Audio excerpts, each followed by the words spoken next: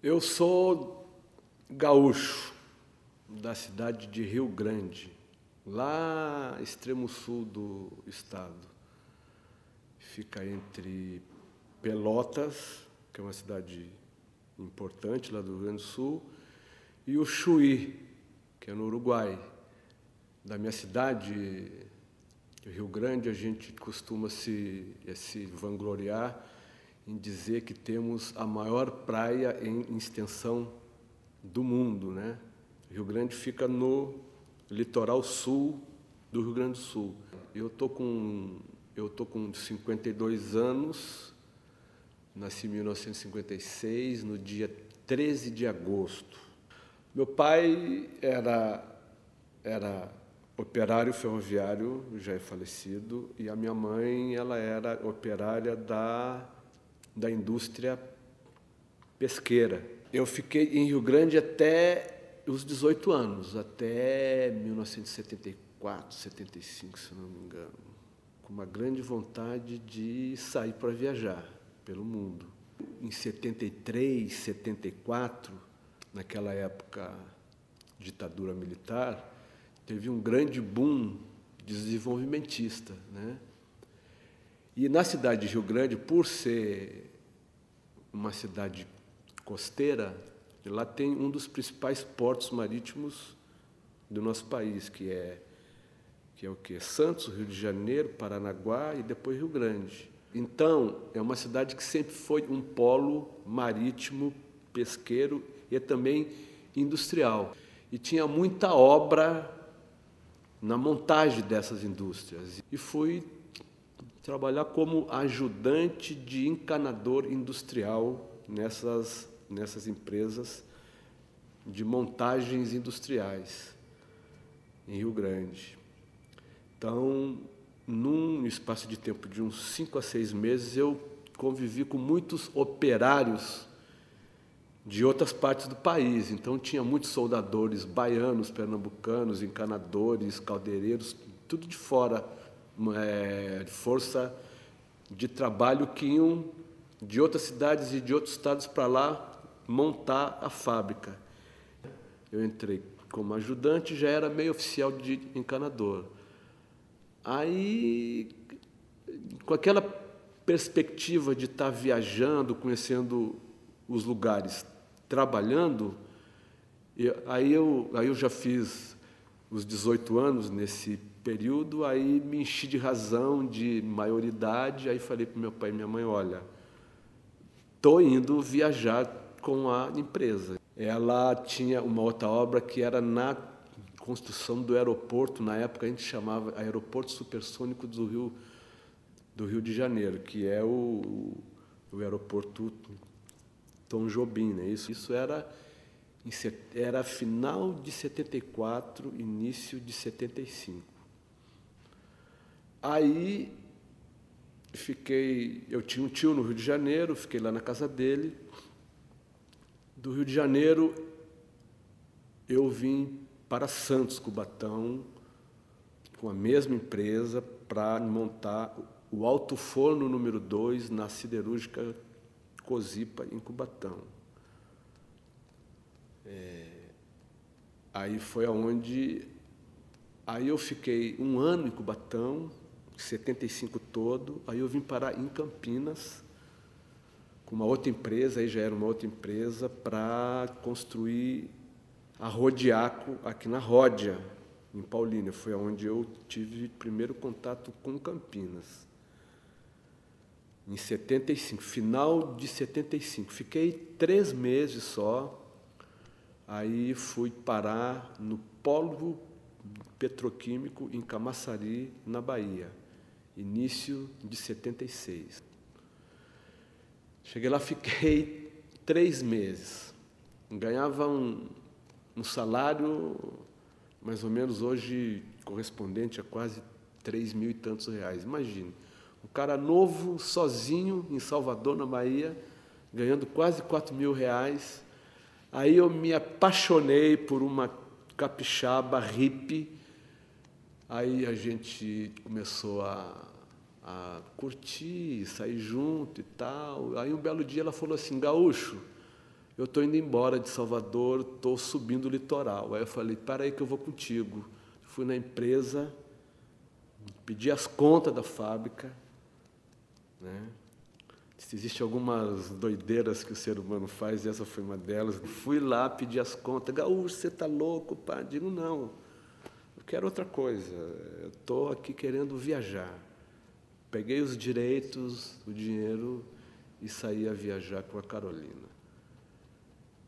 Então, é o seguinte, conheci praticamente o Brasil inteiro naquela forma de vida. Aliás, um dos melhores períodos da minha vida, entendeu? Alguns probleminhas com a repressão, que considerava a gente parasitas da nação e tal, e a gente provocava mesmo. Hippie documento. A gente mostrava a sola do pé, né? E as mãos calejadas pelos alicates, não pela enxada de um camponês, um martelo de um operário, mas dos alicates onde a gente entortava o nosso arame, né? E fazia as pulseirinhas, né? Os colarzinhos, os brinquinhos, e era uma época em que isso tinha uma aceitação enorme, entendeu? O hippie, naquela época, fazia parte de, inclusive, uma movimentação social, política, de contestação à ordem vigente, importante no mundo. Não era só vagabundagem, não era só o que a burguesia e o sistema denominava como parasitagem, já que a gente não produzia na linha de produção capitalista desenvolvida, porque a gente era artesão, uma coisa de 200, 300 anos atrás, que o capitalismo, inclusive, já tinha até superado, né? Então, a gente não se enquadrava muito, né? Uma visão anárquica, mas muito antenada nas questões políticas e sociais de fundo, que depois a gente veio amadurecer. Aí eu fiquei até 1980, aí a percepção de que aquilo já estava virando rotina igual às outras, culminou com uma época de movimentações políticas, sociais, que visavam, e depois, anos à frente, veio a concretizar, né, em partes, mudanças no país. Que isso ficou mais evidente com a luta pela anistia, né, aos presos políticos no país, que iniciou em 1977, 78, 79, pela luta cada vez mais ampla e clara contra a ditadura, né? Exigindo o fim da ditadura, as greves do ABC, né? O despontamento e o destaque do Lula. E como eu andava muito pelo Nordeste, os contatos iniciais foram com as movimentações da greve dos canavieiros em Pernambuco, Alagoas. Em Salvador, a gente numa feira hippie, de repente chega um grupo de várias pessoas, né? Estudantes começam a fazer discursos políticos inflamados, aí vem a repressão, cavalaria, bomba de gás, correria, e a gente no meio daquilo tudo, e aí, opa, tem coisa nova surgindo no Brasil, está na hora de ver isso mais de perto. Aí eu resolvi voltar para casa. Aí voltei para o Rio Grande do Sul. Em 1981, início de 81, estava em construção o polo petroquímico em Triunfo, no Rio Grande do Sul. Aí cheguei lá na obra, aí encontrei vários amigos antigos, chefes, encarregados. Ô, Gaúcho, pô, o que você está fazendo? Eu digo, estou precisando voltar a trabalhar. Aí expliquei a situação, achando que ia entrar como ajudante, ninguém falou, não, rapaz, a gente te conheceu como encanador industrial, você vai entrar aqui enquanto encanador. Pô, mas faz 4 anos que eu não pego na ferramenta e tal. Sim, mas os princípios você nunca esquece. Com essa retomada operária, pessoal, e a movimentação coletiva, social, de greves, movimentações e tal, foi natural, já que eu já tinha uma curiosidade e uma vontade grande de me incorporar àquela nova realidade no Brasil.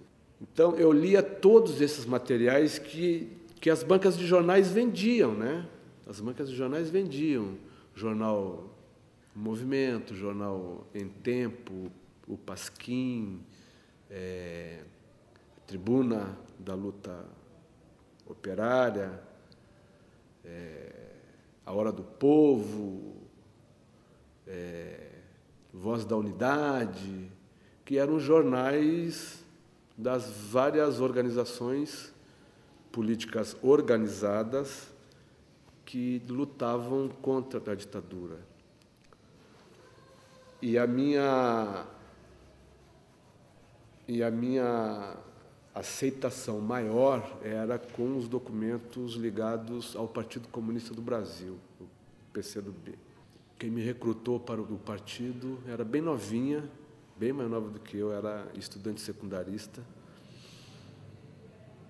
Era uma menina de menor de idade, inclusive, lá no Rio Grande do Sul, chamada Maria do Rosário, essa que hoje está no PT, mas na época ela era do PCdoB. Aí eu entrei, ainda na clandestinidade, lá no Rio Grande do Sul. Aí veio um desemprego forte naquela época, 83, 84. Eu não arrumava mais emprego lá no Rio Grande do Sul. Aí o partido, na época, sugeriu o seguinte: ó, João, por que você não vai para São Paulo e volta para Campinas e tenta alguma coisa? Aí eu vim para cá, com o objetivo de colocar a proposta dos comunistas do PCdoB, porque eu acho que tem comunistas em outros partidos e tem comunistas fora dos partidos, que nem é hoje o meu caso. Aí eu entrei em contato com o PCdoB em Campinas. Aí a gente começou a fazer um trabalho organizado visando entrar no Sindicato dos Metalúrgicos.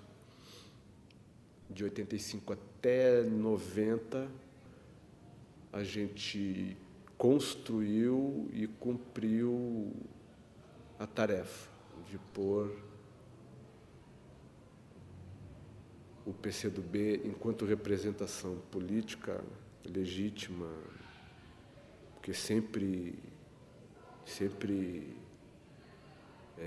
orientou seus militantes a atuar em áreas importantes e vitais no processo de luta de classes, o sindicato, escolas, universidades. E aí eu fui para o Sindicato dos Metalúrgicos, que de 90 a 96 eu exerci a tarefa de dirigente sindical, procurando construir partido, organizar os trabalhadores, conscientizar os trabalhadores em sua luta geral para lutar por seus direitos, melhores salários, contra as injustiças e contra a exploração do capitalismo sobre os trabalhadores. Embora eu não esteja mais em partido nenhum, continuo sendo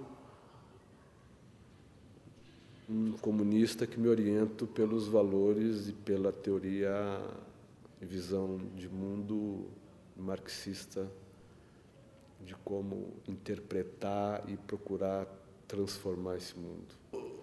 Eu sempre fui um apaixonado pela fotografia, mas eu não tinha equipamento fotográfico. Em 83, o meu outro irmão, que na época ele era funcionário da Petrobras, trabalhava em navios cargueiros que transportavam gás, petróleo de outros lugares, levava daqui para lá e trazia de lá para cá. Ele foi nos Estados Unidos e eu pedi uma máquina fotográfica para ele. Aí ele trouxe uma Canon, ou Canon, como muita gente fala, e deu para mim. E aí eu fiz um curso, né, um curso fotográfico, que, na minha opinião, é um dos principais cursos fotográficos que tem no Brasil, que é do Cine Foto Clube Gaúcho. Mas não tinha isso como prioridade para mim. A prioridade era conscientizar e organizar os trabalhadores para fazer a revolução no outro dia. Aí, quando eu saí lá do sindicato, aí eu digo, olha, eu não arrumava mais emprego em canto nenhum, marcado por ser um dirigente sindical, né, identificado. E eu não tenho nada contra isso, acho que a gente tem que dar cara mesmo. Em alguns momentos, acho que tem que dar cara para bater, identificado como comunista, isso, aquilo e tal. Eu não arrumava emprego mais em canto nenhum. Eu digo, quer saber de uma coisa? Eu vou fotografar, mas vou fotografar as lutas sociais. Eu costumo dizer que, tirando o Museu da Imagem e do Som e o Correio Popular em Campinas, eu acho que eu sou fotógrafo que dos últimos 20 anos tem os registros das lutas do povo dessa cidade. Luta de sem terra, sem teto, estudantil, operárias, greves, manifestações, encontros. Tem um vasto arquivo nessa área. Tem vários fotógrafos. Não são muitos, né? Na área fotográfica, com as suas variadas linguagens fotográficas, respeito todas elas, mas o que me motiva a fotografar é justamente a luta de classes. Eu acho que se não fosse a luta de classes, talvez eu até fosse fotógrafo ainda, né? Fotografando a obviedade do mundo, os casamentos, batizados, aniversários, coluna social e o jornalismo diário convencional. Não, o que me motivou é o seguinte: antes de ser um fotógrafo, eu sou um militante. Então, a máquina fotográfica nada mais é, para mim, do que um instrumento a serviço das mudanças sociais. Se eu vou contribuir com ela ou não, isso é outra história. Com exceção do poder público, que nem o caso aqui, o MIS, através do trabalho de vocês, manifesta preocupação e interesse em preservar essa história, né? Mas o movimento para o qual a gente está intimamente ligado, eu acho que peca muito nesse aspecto. São muito imediatistas, querem a foto só para o seu jornal daquela semana ou daquele dia, e os arquivos lá depois ficam a Deus dará. Eu acho que existe um certo relaxo por de parte de quem não deveria ser relaxado com essa coisa, que é a memória, né, o arquivo, a conservação desse arquivo e dessa memória, porque isso faz parte de uma história de momentos presentes, passados, né, que tem incidência no presente atual e no futuro. O digital veio a facilitar um pouco isso, mas mesmo assim a gente tem uma outra preocupação, é que os CDs e os DVDs também parece que têm uma vida útil, então você precisa estar sempre gravando e regravando para não perder aquelas imagens, né? Então a gente continua tendo os mesmos problemas. Se a gente cuidar direitinho, negativo dura. Inclusive eu já tive perca de alguns CDs também, de algumas imagens. Não fazem grande falta, do seu ponto de vista da expressividade, do significado daquelas imagens, mas é sempre uma cena retratada, que é única e que não vai ter mais volta. Se você perder aquela cena, era aquela, você perdeu. Por mais insignificante que ela seja, na sua representação geral, ela é uma cena, aconteceu. Você registrou, perdeu, não tem mais. Mas eu ainda mantenho a minha câmera analógica, porque volta e meia dá umas vontade de você querer fazer alguma coisa com uma outra linguagem diferente, geralmente preto e branco. Mas mesmo assim, muito difícil. O digital veio para possibilitar algumas facilidades, agilidades de operação, mas veio com um vício também, né? Eu me sinto viciado em digital. Todas as vezes que eu fui para a beira do Rio São Francisco e para o semiárido, até o Ceará, Rio Grande do Norte, Paraíba, Pernambuco, essas coisas, eu levei as 3 máquinas fotográficas, as 2 digitais que eu tenho hoje e a analógica com um filminho preto e branco lá.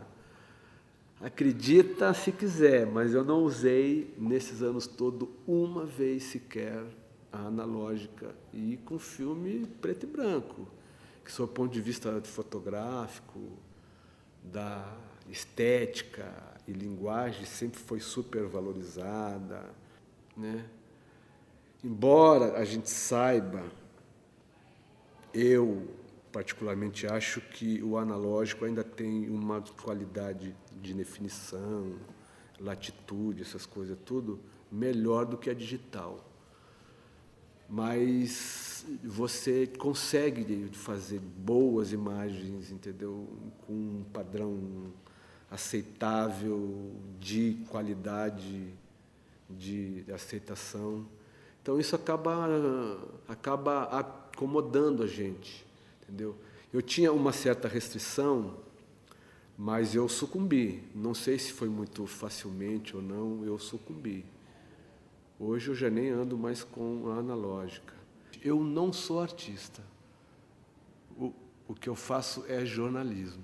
O Sebastião Salgado também usa a mesma denominação.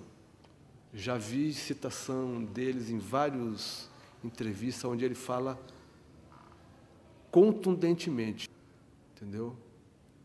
Eu não faço arte com a foto e tal. Eu registro o instantâneo, amplio e coloco à disposição. Agora, se vocês querem dizer que isso é arte, né? Eu não sei muito entrar nesses meandros teóricos do que é arte, o que não é arte e tal. Eu sei que tem muitas fotos que eu faço que seriam vetadas numa galeria de arte. Entendeu? Por quê? Porque isso não pode ser considerado arte, né?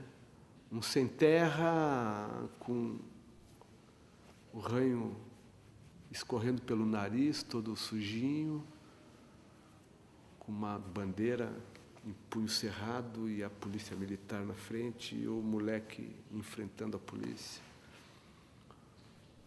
Alguém pode achar que é arte, eu acho que é denúncia. Eu não procuro fazer muita distinção do que é contratado e o que é autoral, naquilo que exige o meu esforço de qualidade fotográfica. Então é o seguinte, da mesma forma, autoral, por exemplo, é esse trabalho que eu estou fazendo no Rio São Francisco. Isso é um trabalho autoral, ideia minha, é uma pauta minha. Entendeu? Então, a gente se esmera, aí a gente tem mais margem de manobra, você pode trabalhar com a luz melhor, entendeu? Você pode fazer foto a hora que você quiser, na hora em que a luz está mais adequada e tal. Aí eu acho que isso se aproxima mais com essa concepção artística, sei lá, de você querer dar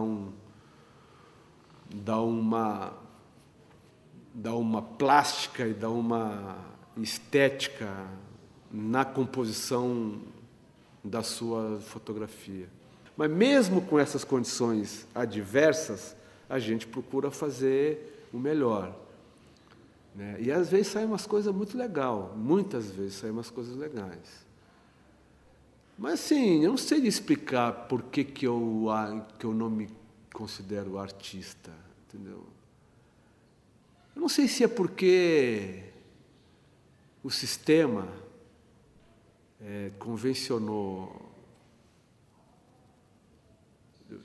rotular de arte aquilo que é meio elitizado, que poucos têm acesso e tal. E como eu sempre procuro fotografar o povo, a população, gostaria que isso fosse visto por muita gente, né?